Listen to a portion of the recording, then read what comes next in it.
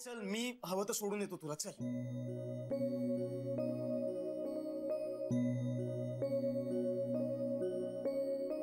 अय्याजीने शब्द दिलाय, मी तो मोडायचा नाहीये मला.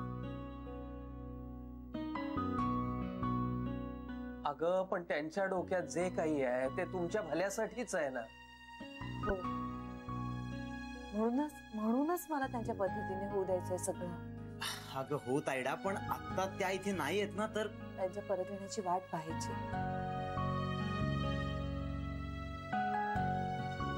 पण मग मनीष आणि नंदन? नाही, मी सांगितलंय त्यांना की त्यांनी हे सगळं मला सांगितलंय, हे श्रीला सांगू नका.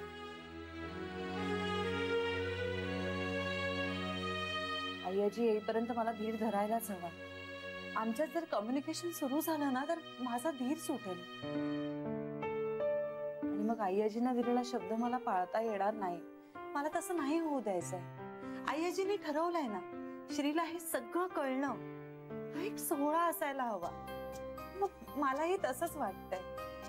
मला सगळं अय्याजींचं ऐकायचंय आणि मुख्य म्हणजे ना, अय्याजी म्हणतील ना तसं मला आता वागायचंय. आपल्याला हवं, मला वाटतं तसं सगळं करून झालंय ना, त्याने काही नाही झालं. पण पाहिलं तुम्ही, अय्याजी आल्या आणि कसं सगळं चांगलं व्हायला लागलंय. गोखले घराण्याचा आधारस्तंभ आहेत अय्याजी. त्यांना खूप पॉझिटिव्ह आणि धोरणी आहेत. त्यांनी नक्कीच काहीतरी चांगलं ठरवलेलं असणार, पुढचा विचार केलेला असणार.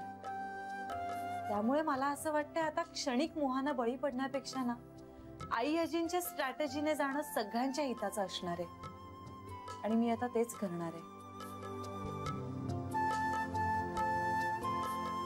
श्रीने माझ्यासाठी खूप पेशन्स दाखवलाय वेळोवेळी. आमचं एकत्र येणं, आमच्या बाळाची बातमी, हा जर का मोठा सोहळा होणार असेल ना, तर आता मला श्रीचा चेहरा तेव्हाच बघायचा आहे जेव्हा त्याला हे सगळं कळेल.